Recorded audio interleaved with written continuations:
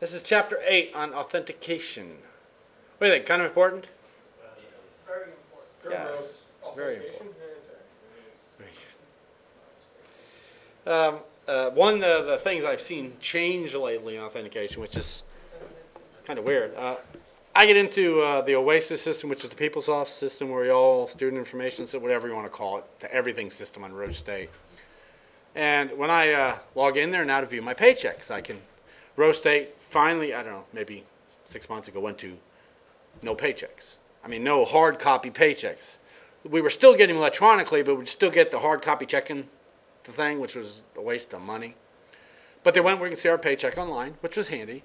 But even though I'm logged in, I have to log in again. I have to get my password again. You look at yours that way, don't you? So that was, do you know when they implemented that? I want to say, wasn't that like last year? Was it that? I mean, with a second password. I mean, not be able to view it online. I think it was last year. But I was like, so why would I need to, if I'm already logged into the system, why do I need to enter my password again? And it sucks. Well, it does, but if you think of it like Grant just said, if I leave it up, I know plenty of workers around the because there's some areas where they're like, okay, here, I'll log you in, you come over and enroll people. Okay, it's like when we were doing the CNSS certifications, I took about 80 hours just getting the main topics entered, but then we had to go and do all the subtopics, and it was nothing more than click here, click these 3 buttons, and click enter for each one. I did 80 hours just for the main ones, and it was probably another 40 hours of work doing another one. So I took Arlene, I took a couple work studies, and I logged them in and said, sit here, click here, and do this.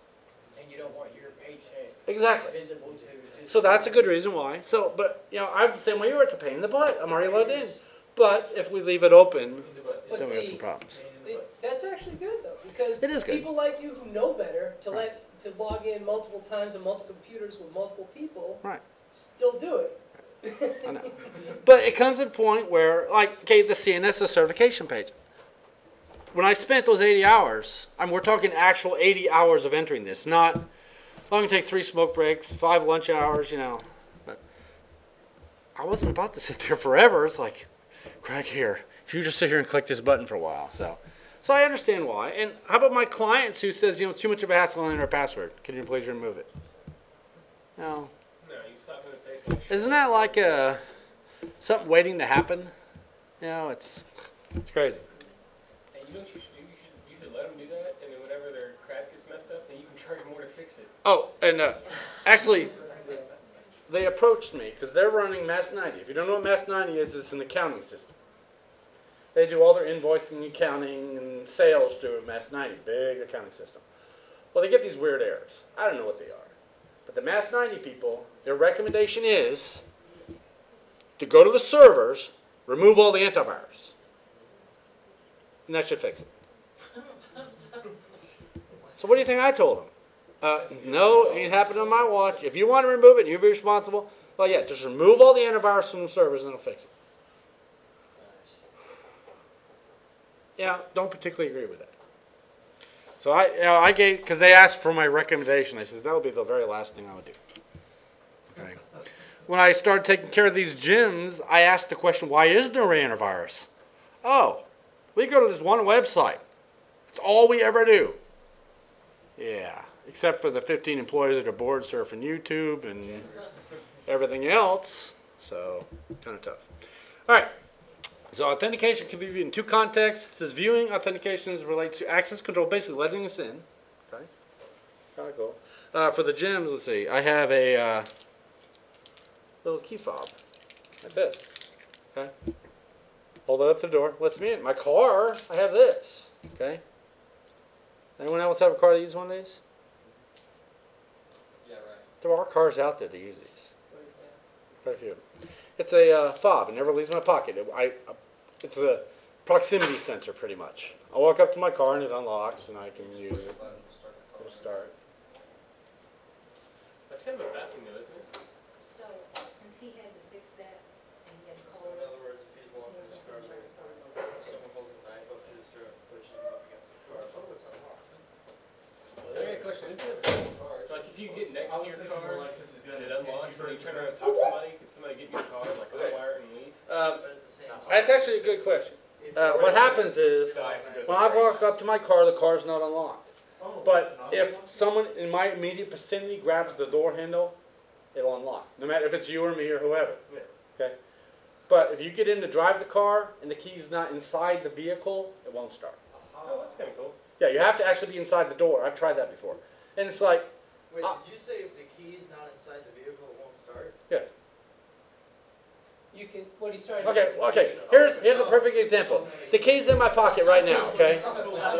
Hey, the key's in my pocket. I'll walk out to my car tonight, open the door, get in and drive home. And when I get home, I'll take my pants off, put on a pair of gym shorts or something. Hush. I won't get into the other conversation we had today, but so I'll put on a pair of gym shorts, and I'll do stuff around the house. Not a problem. But it never fails. There's always something like, oh, I need to get something out of the trunk, or move the car up, and I can't because I don't have the key in my pocket. So it's a good thing, but you could still. And I drove Eileen's car for a while. Drove me crazy. I climb in the car, I sit down, put on the seatbelt. How do you start it? Well, I had to get the key out of my pocket and all that stuff. It was terrible. But you get so used to not doing that. But the whole point is, this is my authentication mechanism. So I think we're going to see more and more of that. Mine's got a chip Is in it it. like that's ad for a BMW, like your car knows you, it will just turn on by itself? Yes, pretty much the same thing. I could, Mine is just a button that says power. You just comes on. But yeah, more and more cars are coming that way. There's keys with chips in them. yeah. That I don't care if you got the right. I mean, like my son's Ford truck, a 1999 Ford truck, you can't copy the key. It has to be copied at Ford. I have a Drives me plastic- crazy. I have a Yes, Mike. plastic credit card. 96 grand free. We want, You had to go to the dealer to get a key. If you went to Walmart to get a key, the key will open the door and won't start the car. Truck Well, will that's stop. the problem because Drives me I crazy. have to Because pay the $200. chip, So, the chip is, if the chip is not in proximity to the steering column, it'll stop no matter what. I can put this key in, I could snap this on, stick it in there, turn the key, that the ignition would turn all day long. it won't It start. won't start without the chip being. I Yes. have to pay $250 just to do that for an Audi. Yes. I have to go to. Yeah, my wife, she had I'm not a saying. Valico that had one of these passkeys in Right. it, and but her fob, she didn't have fob at all. And what would happen is, if the key went to the ignition, it would actually enable the theft lock system, and she would have to wait 10 minutes before she could drive it. All right, but so a lot of things are changing, but access control is a big deal, and a lot of stuff's changing in that area. Okay, I see more and more, and y'all did some research on RFID. I hope. I see before long that's going to be more and more, and we're just going to walk up to our house and it's going to let us in. And They're just gonna put chips under your skin. Are you starting to sound? actually, there's already some people out there that do that. I think like you Sure, said plenty of about people who Japan, do you that. have that. Yeah, who was that guy who did it the first? I forget who the first guy, big guy.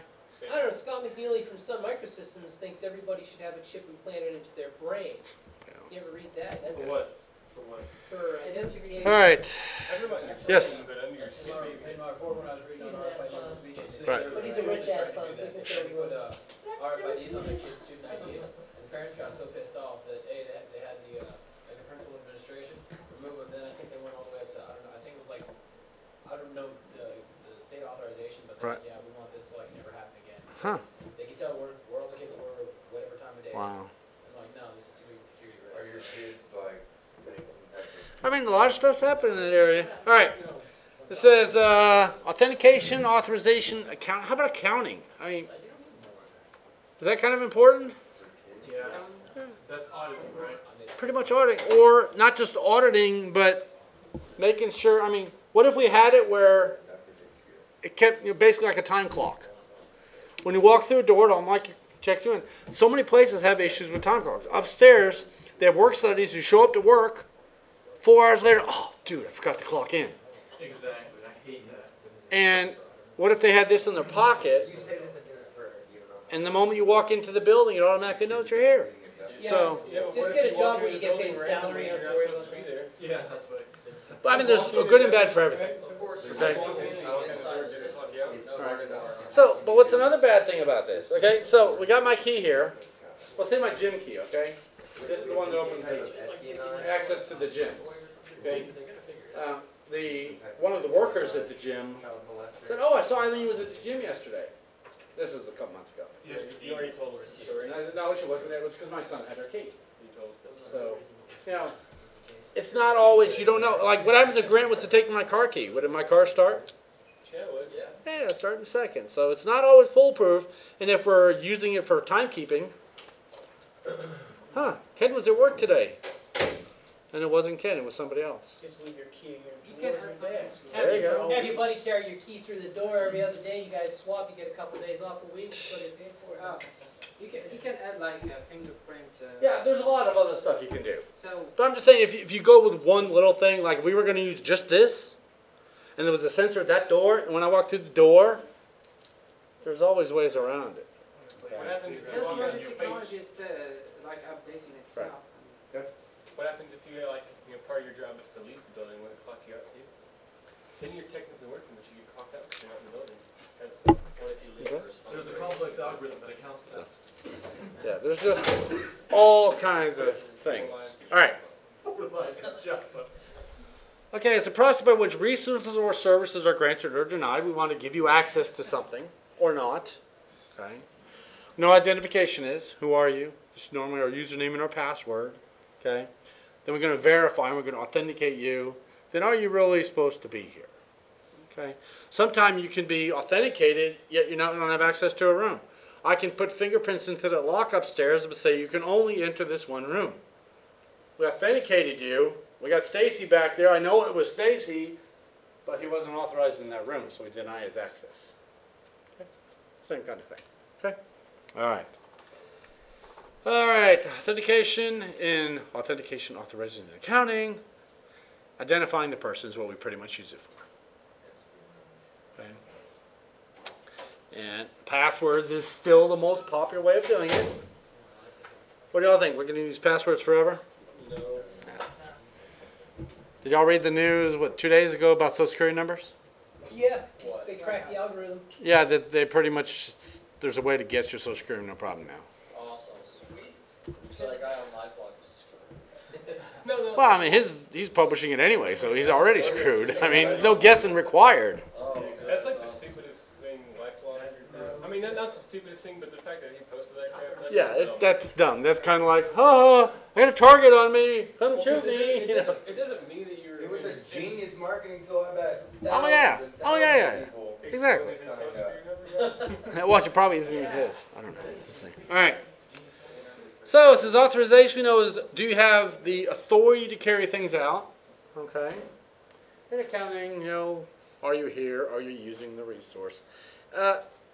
Different ways of accounting. You can think of it like some internet services track how much you download. Isn't there Comcast going to start doing that? There was something in the news about that. Cricket is doing that. Cricket's doing that now. They're There's a tracking limit how like much. 4 gigs Right. or something. What? Yeah, there's Yeah, a it's only 4 gigs. what was the one? HughesNet, satellite-based internet. Some places use that. Canada, Yeah, it goes most far. of Yeah, I think it's like 640 megs a day you can download or something like that. It's, Canada, most of providers in Canada, they have limitations on Ah. their bandwidth. Sweet. I'm serious, they limit it. Okay, now, so basically this will cut into my quality World of Warcraft downloading MP3s and porn all at the same time. Exactly. You'll No, just gotta that's quit not one of gonna them. happen. Now, they have limitations. Yes, it Whoa, does. hold on a second. It's, and there more places are saying they want to do it, but what they're also saying though is this is going to stop a very small percentage of the people that are abusing it. 90% of you, or actually probably 99% of you in this room won't affect it, but the one person who is downloading the movies and all the other stuff at the same time, that's going to stop them. But in the long run, it's going to stop you, but help the rest of them. Wait, what's going on? They're going to. A lot of places are starting to put limits or bandwidth caps. It's like 5 gigs a day. I know satellite is 640 megs a day. Comcast is 250 gigabytes Per day or per month? a month. And Per month. Cox is I think it's 60 or 90. What if I buy a lot of movies on iTunes? Then you're going to be limited. You're screwed That's in bullshit. the butt. Right. So, I mean, that's what we're talking. That's what's in the news. More places are wanting to start doing that. But again, what they're saying is it's the normal person it won't affect. It's the person who's doing the file sharing and all that that's going to stop them. Benny. I downloaded 70 gigs and Got you. I remember the day AT&T realized that I was hosting an MP3 server Oh, handy. from my house. Yeah. Oh, it was crazy because I had Roadrunner, and then AT&T bought them out. It was like in '98. I was Yeah, it was living a while in ago. Massachusetts at the time. 98? Yeah, 98, something like that. And I was one of the first people that had the cable modem at the house. And I was getting insane speeds on Yeah. downloads because nobody had it. Yeah. I was like one of the first ones. I'm like, cool. How much you were getting, bro? Man, I He don't was know, getting like it 512K. 1.8? I was downloading full movies in back in '98. I mean, I was probably getting almost 2 meg. You know, That was a big deal back That then. was a big deal. Yeah. You know, I was getting better than T1 downloads. I mean, at the time. I mean, that's crazy. You know, nowadays T1 is bullshit. It's not even worth it. But I mean, I was getting 2 meg downloads, and I was hosting Yeah. a basically people web- uploading web from server. you, yeah. People What was your upload though? Because since you're hosting, that's way more important. All right, let's move on. Okay. All right. moving on. So why do we know all this stuff? Well, problems, billing, planning. Billing's a big deal. Okay? A lot of places hire out computer services, hire out bandwidth, hire out all kinds of stuff. And if we can bill you by the whatever, heck yeah. Okay, it's a good way to do it. Okay. There's authentication servers. A lot of radius servers do that kind of stuff. When I worked for an ISP downtown, we had a radius server that was kind of handy. And it was, Radius is yeah, what I liked about it the best for our dial-in customers, which back then there were 2000 there was quite a few dial-in customers. So say we have a dial-up user like Craig right here, okay? Craig changes his phone number and stops paying his bill. So we can't call him. I just go into the radius server and see where Craig's dialing in from. Then I call that number because obviously that's a valid number if he's calling in from, man. It's amazing how it helps. So yeah, they do keep track of it all, and you know, pretty handy. So we used to bill people by it, and we would offer services like a dedicated service would be one fee, a non-dedicated service would be a much cheaper fee, and we'd have people who would stay on all but like 30 seconds a day. They'd set their machine up to reboot at 2 in the morning, and they'd get right back on and start doing the stuff. But we could track it all through these servers and see exactly what's happening. So but I see more and more stuff happening that time period. I still love those guys who dial in to get internet access to do that SETI thing. Yeah, Ugh. so slow. But I see before too long, time cards is going to be gone. A lot of stuff's going to be gone. So. All right, authentication. We all know what a password is. What the heck's a one-time password? You only use it once and you have There you go. One time and it's gone. That's Okay. that RSA hard token type stuff. Yes. Not a total perfect example, but one close is like Redbox codes. They only work once per credit card, which they don't tell you. So like in a Monday code from Redbox, when you get the Monday code for free movie, if you have 4 credit cards, you get 4 free movies. It's like a one-time deal. Once you use it with that card, it can never be used again. So. Oh, I see. One credit card, one. Okay. Yeah. So if you got a wallet full of credit cards. Yeah, I have 2 credit cards that I haven't used in years, but I rent DVDs with them. Because it says, this card's already been used. I put it in my wallet, get the next one. Oh, this one's been used. I just keep cycling through them. And I never pay for a movie that way. It's pretty handy that way. All right, biometrics. We've already talked about that. That's handprints, face, whatever. Okay. I still use the facial recognition at home. And the one issue I'm having with mine, the Vista login screen, it's got the blue background. Does anyone know how to change that? Because in my room, It's in the registry. it's not a brightness. There's not enough light in my room. And once I've logged into Windows, I get a different color background, and I don't have an issue. But the actual background of the login screen, it's too dark of a blue. I need to make it lighter. But all kinds of stuff in there. Behavioral biometrics, how you type, how you do whatever, how you walk. Okay. And then cognitive biometrics. Well, I guess it can be considered that. So many more sites nowadays are getting those, they're calling them CAPTCHAs. You go do something online and you got to fill out, here, what do you see? Type this. And it's like VTG128, but it's all crooked and twisted. Or I can't read those half the time. I know, and it's tough. My poo. Well, the other day it was kind of funny. We were in my office and there was one on the screen. I couldn't read. So there was a little click here to read it to you button. No one could understand it. It's like, what the heck? So we had to reload. But they were so distorted we couldn't get it. It's like 8 tries before we get the stupid thing where we could get through. I actually think some of those, if you, as long as you get 3 out of 5 or 3 out of 6 It might right, be. it lets you in. Because But I kept getting that one wrong over and over. It was Doesn't driving. let me, like if I just have one mistake between P and Yeah, whatever B, yeah, or 1 and N. yeah. I hate those. So, but why are we doing those? Anyone know why those are there? Why are those there? Make sure you're a real person. Make sure it's you and not really to make sure it's you. To make sure a human. Yeah, it's not Because a separate. computer can't read it. So someone's got like a spam account. Exactly. Exactly. All right, one-time password. We talked about those. Change frequently. Usually, they're only good once. All right. A lot of times done with RSA. We already talked about that. And didn't someone have an RSA card in here they showed us? I thought someone had one. I used to have, Someone had one in here, didn't they? Maybe it was another class. but then. But it's basically like a credit card with numbers that change, and they're good for 60 seconds. 30 seconds usually if it's for RSA. Okay. So you just enter the numbers. But what would happen? I always wondered this. Okay. I'm a pretty quick typist. But you ever seen those people that are like That's me.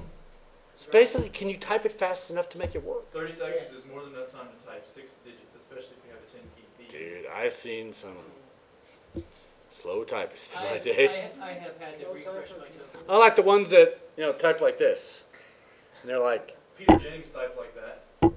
I saw him on a documentary. He was typing like that. y'all need to watch Josh type in there. Josh types okay, but when he doesn't use all his fingers, he's like this. He's like, I could. That's me crazy. I've seen some guys working at the Domino's Pizza, they just like do ordering, what's your name? Yeah, it's like, come on, people. All right, here's our basically one-time password token. That was tough. It's not changing, so it's not obviously real. All right. All right, what it does is it checks it. There's some certain algorithm, and you have to use it within a certain period of time. Okay? Pretty easy stuff. Wait, I wasn't done memorizing that. All right, not a problem. It's okay, the slides are posted, so you can go back and read them. Okay, there's challenge-based. They ask you something, you have to give the answer or put in what is displayed on the screen. I think Sneakers is one of the movies that had an example of that way back when. Okay, good movie, Robert Redford. It was like $1 at Best Buy the other day. I bought it because I liked it. It's a Turned good on the movie. fun, huh? It was a good movie. It was a really good Deaf movie. guy used it. Yeah, what? When did that come? Was it? Man, that was a long time ago. Yeah. But it was for back in then. I mean, even War Games. That's another good movie. For stuff. All right. It says when the user enters the challenge number to the token, it checks it and then it lets you in. Okay. All right. Standard biometrics, fingerprint. Okay. That's probably the most popular. But didn't someone say in here that handprint's more popular than fingerprints? I've heard that like serial killers cut their fingers up. Just so they're different. Yeah. Or they'll burn them off, which is like. Yeah, I've heard of that. I mean, or just have fingerprints like Eileen. Yes. What I do is, Have you ever tried to hack into a system with the fingerprint? My son has, and he's very good at it. Pretty fun. Yeah. And my son, I had one of the APC fingerprint readers, the APC brand. They just put a piece of paper on it and pushed it. My fingerprint was stuck on the screen, let him right in. Or you use that tape. Yeah. They want to watch Mythbusters, that episode on fingerprint readers? Mythbusters, they had an episode where they hired this one company to bring in an unbreakable fingerprint lock. And it supposedly checked your temperature, it checked electrical signals, and all this other stuff on your finger. What they ended up doing was they took Jamie, they, I guess, had him pick up a CD-ROM, left a fingerprint on it. They blew it up really large, cleaned it up, shrunk it back down on a piece of paper, put it over the lock and pushed. It worked.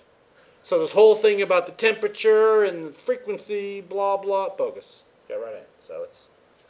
Temperature will be the same in the human beings. It's like 37 Celsius and 37 Celsius. Yeah, but- 6.8, get it right. So for the rest of us in here, 37, boy, it's cold in here.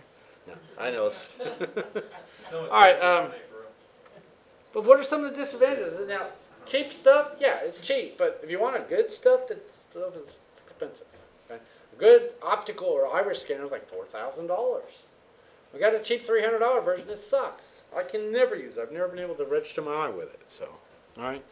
And they're not foolproof. Watch James Bond. You'll see him break them all the time. So, all right.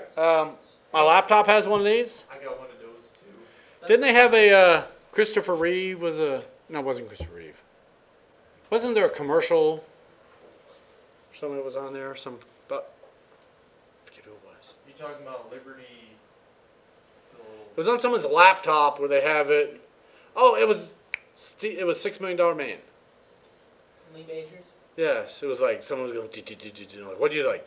Oh, I'm the $6 Million Man. Look, I can scan my. And then Lee Majors was sitting behind him. It was just a stupid commercial, but they were showing these. They're not that popular. Does anyone have one on their laptop? Yeah, You like it? IBM ThinkPads. Works good? Those. Okay. My son has one. I don't use them on mine. I That's just. an IBM. The IBM have put that one on a side. That could probably help him out with his blue screen problem. So to type in your password, just go. It works fine. Yeah, it's much faster. All right. So behavioral authenticated by normal actions. Okay. How long people take to type something. Okay. Writing. Eileen bought something the other day at one of the stores. And you know how you sign your name? Do you ever notice how most of the stores, they really suck, and that signature that it captures is like, what the heck? I went to the Home Depot just the other day. I bought some mulch. Yeah. I go to sign the thing, and the pen was like 4 inches away from that screen, and it was right on it. I was like, it was that sense. I couldn't even get it down there to sign it. It just looked like some unintelligible scribble. Because Eileen signed something, and I looked at it, I'm like, that's not your signature. Yes, it Yeah, is. they don't care.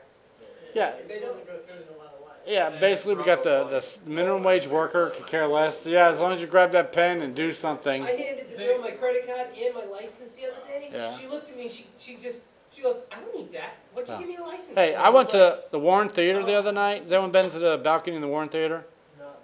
They carded me. I was like, sweet. I haven't been carded in years. I was like, you're serious? Because this, I need to see your ID. I'm like, you're absolutely serious. I'm like, sweet, that's good.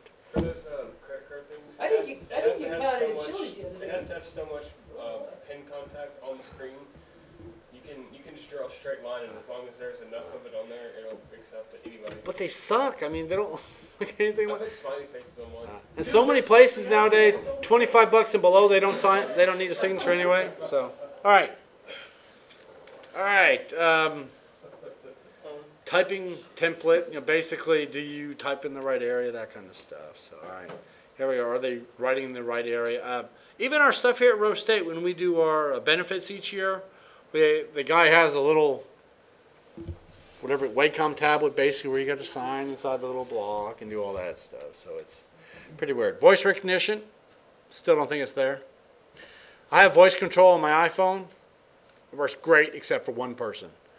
I got Ryan Poff, our secretary's husband. I cannot call him for nothing. Problem is I have 3 Ryans in there. Why are you trying to call your secretary husband?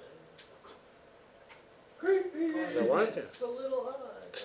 But I can't call him because his name sounds similar to someone else. But other people, like I want to call Eileen, I says, call Eileen Mobile. Dialing Eileen Dewey Mobile, and it works like a chance. Just say, P as his last name. I would have to rewrite it. But I don't want to mess it, because that's how it's spelled. I don't want to go in there and change it to Ryan 2 or something. I don't want to do that. Ryan sequel. No. All right. But voice recognition, and whenever you use drag and dictate, What the hell? you did? It's basically like natural speaking now. It doesn't work. Yes. I used it way back when. It was so funny because I had a cold when I set it up. And I was sitting there, and it's like you had to say all these words, like 1:14. You had to say all this stuff. And I got it all recorded and worked great that day. Next day I got over my cold. Guess what? Nothing Let me worked. tell you something. Recalibration. That Yes. does not work with people from New England. I guarantee you. Yeah, well, I haven't been pleased with any of it. Now, someone tells me the Vista has voice recognition built in. Does it? I've never used it. That's the problem. Drive a car. Yes, you have to train it. Ah, still have to train it though. Alright, so, but works good. How about the National Weather Service? Get the blips on your radio in your car. What do y'all think about that? It's pretty good. You hear how it speaks? It's like, there is a warning in your area. No. The one I heard the other day is like, there is a warning in Canadian County. Areas in the warning zone are 14 miles north of And it's like, Can we play it? yeah, we were wondering, it's like, all right, how about computer footprint? Now, if we were, they really could see that I'm using this computer at 4:15 every Monday and Wednesday. Y'all agree? Because Yep. we are in here. It's in the logs. Okay. And what they could do is check and say, whoa, that's not Ken Dewey logging in. So they could be looking at stuff like that. And again, that would be, like, why would Rose want to do that? Maybe if we're in a secure system or an accounting system, that might be something to look at. That's the way my bank Chase is. Yes. I can only sign in from specific computers. Yeah, mine's the same way. And if I'm from a different computer, I have to answer a security question, or I have to get a emailed one-time password or something like that. So, yeah. You get the text. Yeah. Oh, I don't know if mine does it on text. Well, it's because I have my mobile registered with them. Oh, there you go. But, all right. So computer footprint's another way. Cognitive is related to perception, thought processes, understanding. There's a lot of apps for the iPhone, drunk dialing and stuff like that, where you go to call someone, you have to do some basic math, and it's, I don't know. I've never used it, but people say it's pretty funny. Does anyone use anything like that? Oh, they have a cocaine snort one too. I'm dead serious. Because you grab a $1 bill, roll it up, start the program, and then you can separate it out with a credit card into 3 different rows. When you snort it, it goes away. It just looks real. There's a YouTube vid on it if you want to watch it. Ay, ay, ay. All right. It says one example will be based on the life experience that the user remembers. Well, I have some issues with that.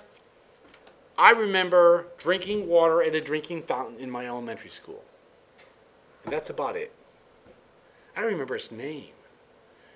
So, and You don't remember the water fountain's name? but what gets me is a lot of these places, like a lot of these websites, you want to use a security question and they're like, what was your elementary school's mascot? Oh. I always put in bogus stuff. But what I'm saying is you might not always remember this stuff forever. And sometimes when they ask you stuff that you can't remember, well, like, what's your high school's mascot? Cardinal? What's your first teacher's name? I don't know any of that. So it's tough. So it makes it difficult. All right? But you have to put that in there beforehand. Right. But what if that's the only choice for the questions? It never is. Oh, there's one site that it is. What side is And that? what side is it? I don't remember. It was some stupid thing. Whatever it was, it was all stupid stuff. So I have a generic answer to all the questions I don't know the answer to. And it's for all of them. And it's kind of funny because I actually had to call and get something reset one day, and they're like, we need to verify these security questions. So they're reading them off to me, and I'm giving them the same answer. It's like, that's correct. Huh, that's correct. I'm like, yeah, they're all the same. So it was pretty funny. But all right, so cognitive behavior could be one thing. Okay, here we go. Cognito. I've never played with that, but got to answer all this stuff. Okay. All right, one-time or one-factor authentication. One thing. Your hand could be one. Okay. What's better, one or two? Two. Two. I would say two would usually be better. Unless time is the priority. Okay. Now, what if it's biometrics? Would not one factor be okay then? No. Depends. Make it like the retina scan because it's really hard to like cut someone's eyeball out. Okay. No, it's not, actually. It's But I've had eye surgery twice. So I've had eye surgery twice. So guess what? I'll never be able to get in there with my eye. What happens if you have eye surgery after you get authenticated? So you're kind of screwed. Well, it's a retina scan. The blood vessels in the back of your eye. I don't know. Maybe they went in and fixed it. I don't know what they did in my eye. In there twice.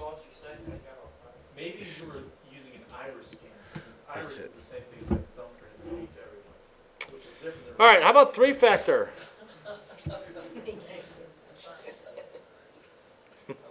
How about three-factor? What do you think? Is that better? Username, password, and something in your pocket. So, all right. Okay, identity management using a single authenticated ID to be shared across multiple networks. I kind of like that. Okay, it's kind of like basically you log in one time and it lets you access all the systems you have access to. That's pretty much what the Oasis here at Rose States does. I can enroll students. I can do all kinds of stuff, with the exception of view my paycheck, which is all right. what I don't understand is if that is a single authentication system, why is it if I log on to the student network, You have to log and on then again. down here, Yes. I changed my password. Then I go into log into Oasis, it's still one of my birthday. Had to change it there. Then I went and logged into the student email, used the password. Nope, sorry, that didn't work Well- either. Still got to use my birthday. I was actually speaking at the Rotary about 2 weeks ago. It was one of the Rotaries. Right.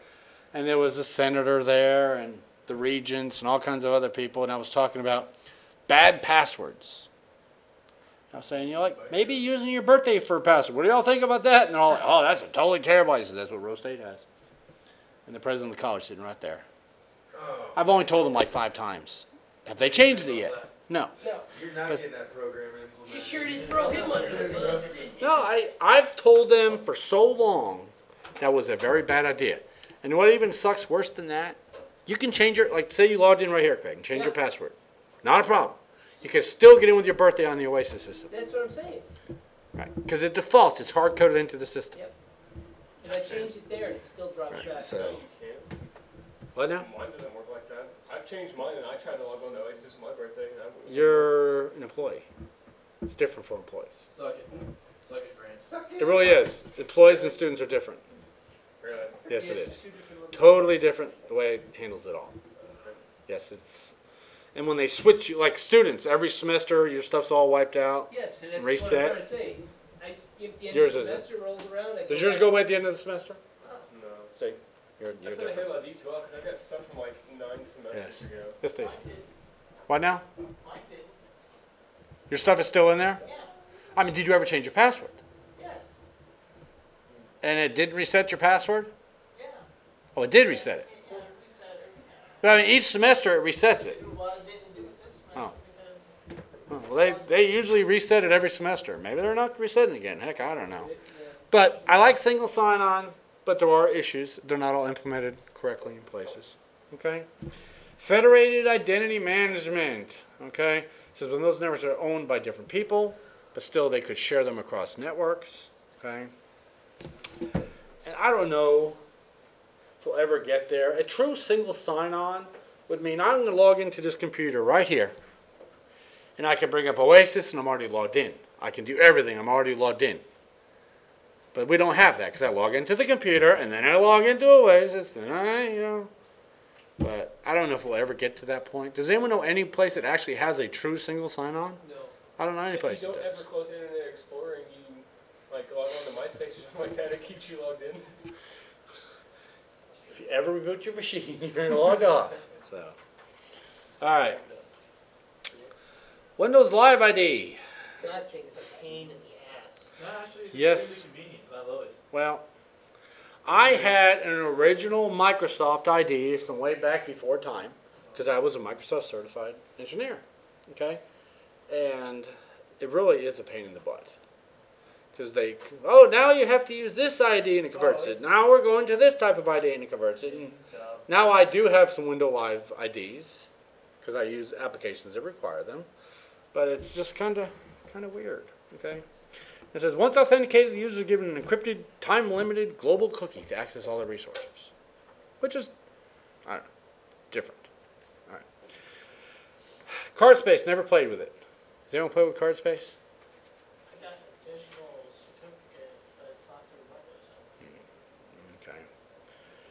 I will give Microsoft props on the amount of certificate authorities that they have, when you install the operating system and how it checks Right. for root certificates. But the CRL checking is bad.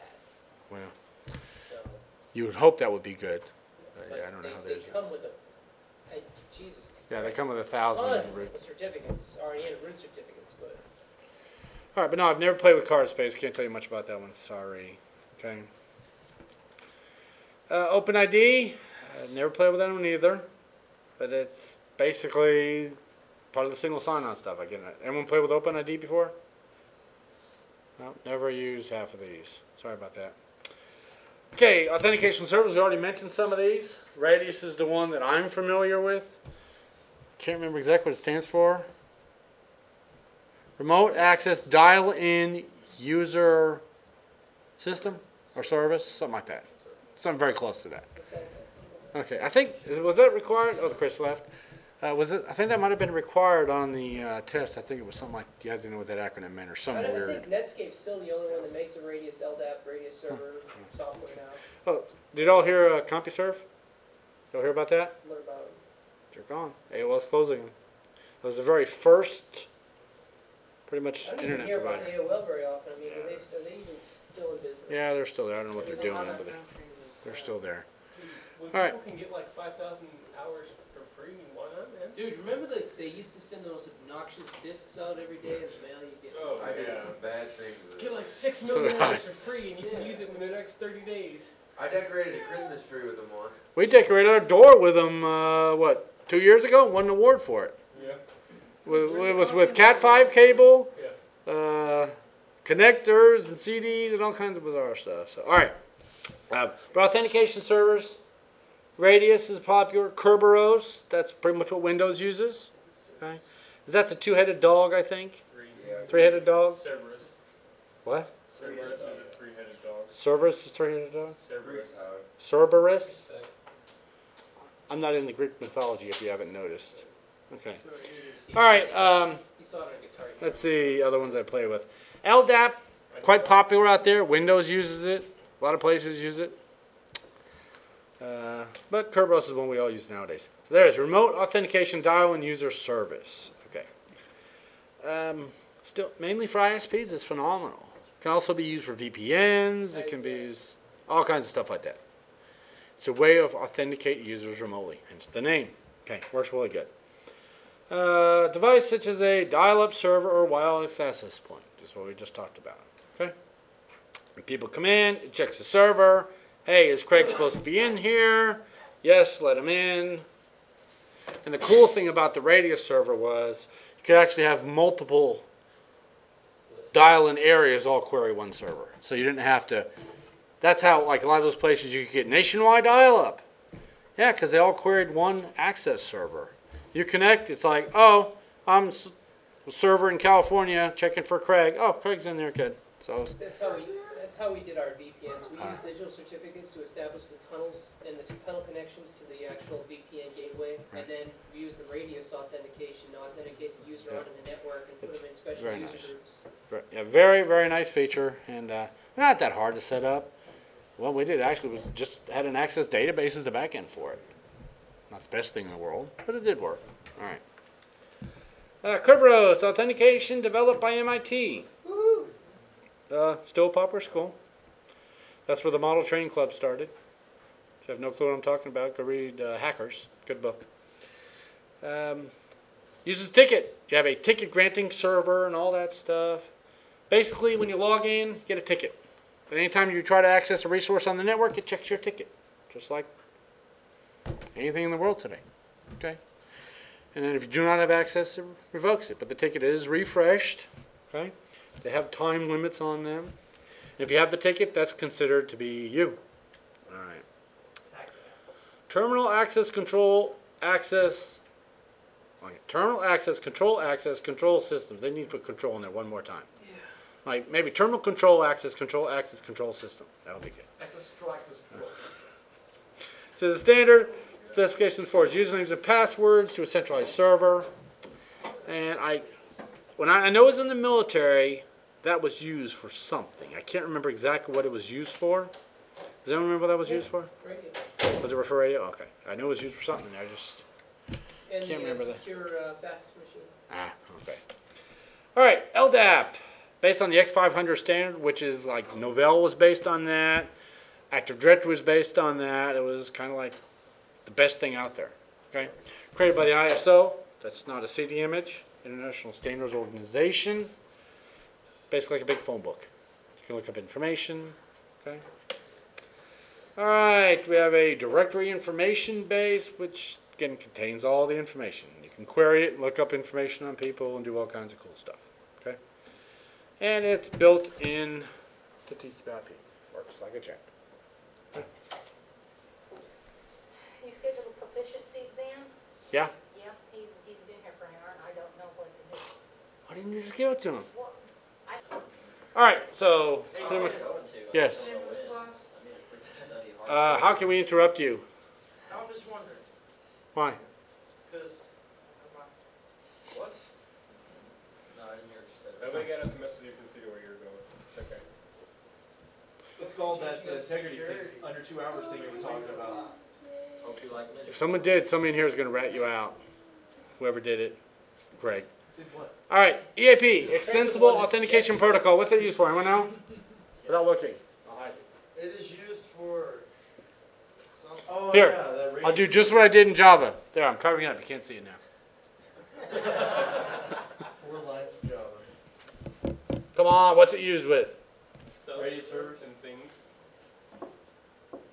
Use VPNs also. Okay. It works with an envelope. You should have got VPNs out of that at least. All right. I don't know what to tell you. There's a bunch of other old ones. MS Chat. I don't know anyone uses that anymore. Yeah, it's on the security plus. Was it on the Yeah, security and plus? one of the tests I took, that was the answer because it's supposed to be the best one out there. I don't think You it had is to memorize anymore, the but entire process. And then one of my questions was, at step number 4, the MS chat yes, handshake. it was crazy. That was actually on, Can't tell about Seven that. steps. when I took the NT course. Is that what it was? Yeah, it was on there somewhere. It's like, One of the MCs. which protocol gives you the best authentication, blah, blah, blah. And it was MS Chat was the best answer on there. All right, but password authentication, we have challenge handshake type stuff like, you know, kind of like shared secret type stuff, pretty much what that is. So, all right. Weaker protocols. I've never played with EAP at all. Okay. I don't know anywhere where it's used, but I guess they're still out there. I You can, don't what, the original Nortel VPN concentrators use those. had that option in there. Nobody ever used it, but I mean, it was built into it. Oh, you know, I was actually looking at my security system a couple days ago. Maybe it was Sunday, and it's using Blowfish as the encryption protocol. Is that like swordfish? I have a choice. Actually, I don't have a choice. They set it up, but it had the option of Blowfish or AES. So am I okay with Blowfish? What do you think? I don't even know what the hell it is. I was thinking more like Lost Cry. Yeah. So I was just wondering because my reason to bring this up is the guy who set it up obviously had no clue what he was doing. But if those of you who have any knowledge at all, if you had a choice between Blowfish and AES, what would you pick? AES, exactly, because that's the newest, best one on the market. But I was just laughing like, huh, he probably didn't know, and that's probably the default setting, but Well, it's... maybe Blowfish sounded. I mean, Blowfish is still a good protocol. It still is. It's still a good encryption protocol. No problems with it at all. But it's just that, you know, it's kind of like if you're going to buy something today and you get a choice of this one or this one, and this one's new, better, stronger, faster, why would you pick the other one? So that's my whole point on that. So, all right, TLS, transport layer. Again, that works with our VPNs. Okay. And I've never played with the protected version at all. I've never done anything with it, so can't tell you more about it. I don't use it at all. Okay. It says information on the main security protocols, remote access. Okay. Has anyone ever looked at some of the looked at SSL traffic? No. Never have. Yes. No. It's pretty crazy. It's basically unreadable. It's gobbledygook. Yeah, it is. It's totally unreadable. That's why I said I didn't Why now? read it. Just go plus. But it's just amazing that, you know, you see that this stuff is routed through a network. I mean, even these phones. This phone is communicating all the time with the road state network, and that traffic is actually a lot easier to read. But there's just a lot of stuff out there. It's actually, I mean, you can still, I mean, you still get the packet headers and everything. You can still see. You just can't see all the that. data. You just the payload's just. Right, it's all encrypted stuff, so it's pretty much. All right, Mode access services is probably one of the biggest things all these protocols are used for nowadays. Mode access is getting more and more popular, especially with web apps nowadays.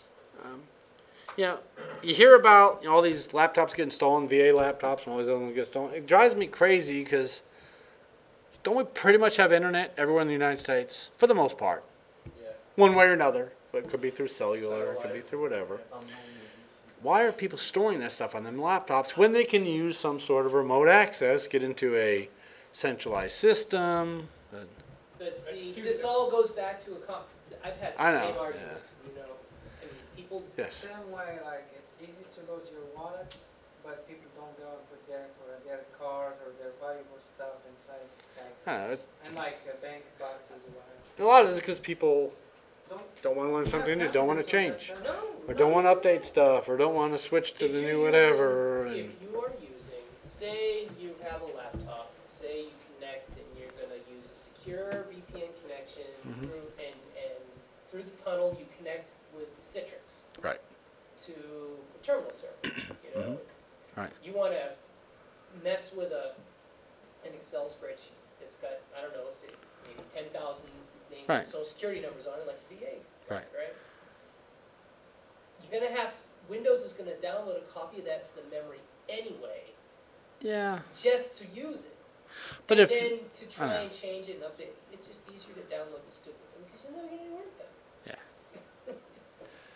that's actually a very good point, because people, but it'd be, I understand. you know, it's like, come on, you could do this better, okay? But it doesn't happen, okay? All right, remote access services. Again, that's pretty much the VPN thing. That's getting in remotely, routing, remote access, that kind of stuff, okay? We all hopefully know what a VPN is, virtual private network. I connect from my house using a VPN client into RoState's network. My computer is now part of RoState's network.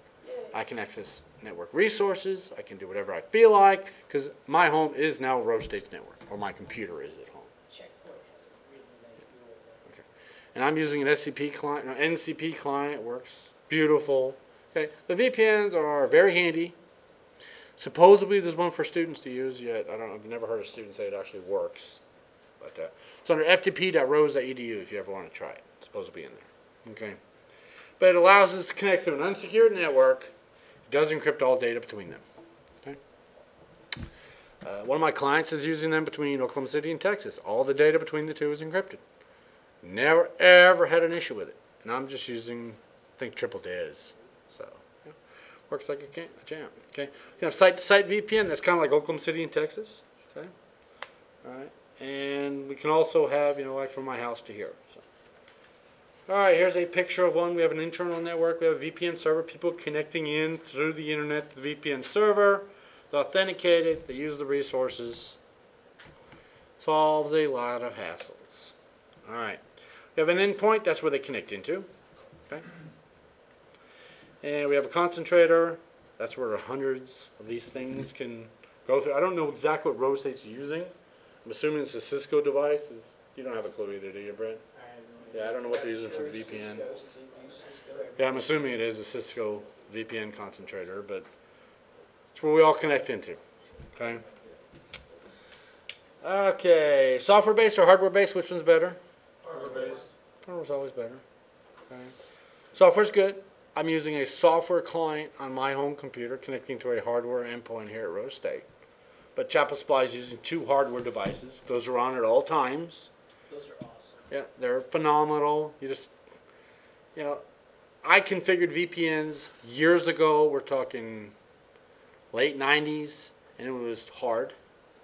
Did you use the old time step VPN gates? All I know is it was like a million things I had to set up. Made some good money doing it, but it was hard. Nowadays, with the whatever version I'm using, can't think of the brand of the router. TZ10. Who is that? It's probably a lot harder back then because Java wasn't around. Yeah, I can't think of the name. Whoever the router is, I can't think of the name offhand. But you go in there and you say, new VPN tunnel. It says, what's the other person's IP, basically, the protocol, password. Then you go to that machine, new VPN tunnel, and you point to his address. Done. It connects, and you're in. That's the Linux route. The VPN route. It's the what? No, it's not Linux. Well, no, I said, Linksys. Oh, Linksys does that too. Yeah, Linksys. Yeah, I'm not using the Linksys one though. The TZ10 is SonicWall. It's a SonicWall. That's what it is. SonicWall. But yeah, Linksys has a very cheap home user one, which is fine. Works like a champ. So I had one client who did use that for a while because he just wanted to have something so he could connect from his home in, and that was perfect because it came with the client software, it came with the everything. But the sonic walls, if you ever need to get an easy one to set up, that's probably the best one to go with. They're pretty easy to handle. Okay. So generally, software-based VPNs do not have as good a performance, obviously, as hardware-based. Anthony, Oh. Yes, ma'am? the base is on lockdown, do you know why? No. Your pager didn't go off? No, it hasn't yet. Okay. Good, so then he's all right. it's It's probably, serious then, is it? No, So I think- How long has it been on lockdown for? 10 minutes. Yeah, it's probably a code 11 alarm on one of the banks. You have to close it Well, down. my son's trying to cash a check and he's all pissed off. Why can't I get this off? I said, Yeah, hey, so- I know there's a guy in there I can ask. Yeah. And you said interrupt any time, so. Yeah, and I told him to go back like 2 hours ago to the bank. So Yeah, so Alright. tell him that Yeah. depending on whether or not the people are still in the bank, it'll probably be on lockdown for another 15 minutes. yeah, and if the guy has the gun to the teller's head, it's really bad. No money for you. All right. So what are the cost savings of a VPN? Oh, they're huge. They're, That is probably the one biggest way you can save money. Rose State, over here on 15th and Air Depot, there's that Bank One building right behind, or right in front of Mazio's Pizza, I guess it is. We have an office upstairs. It's Empower, I guess. They used to have a dedicated connection to there, and a dedicated connection to Tinker Office. Big bucks. Lots and lots of money. Now we have a VPN between them. one of my biggest customers when I was still working for that ISP was crap.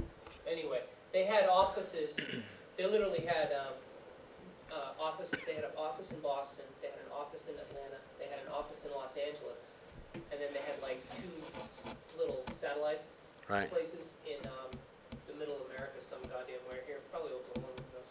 Anyway, they had T3 lines connecting. They had a single dedicated T3 to connect LA and Boston. And Okay. they had a T1 to connect Atlanta to Right. Boston. That'd be And that millions. was all. It was.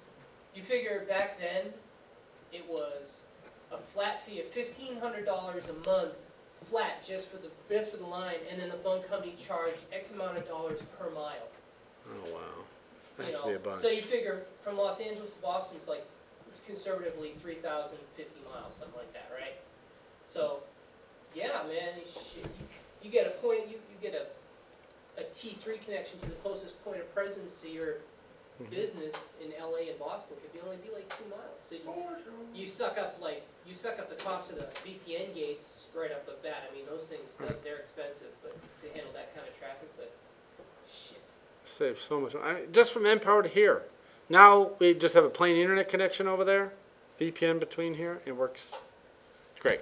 Scalable. You can grow whenever. You don't have to.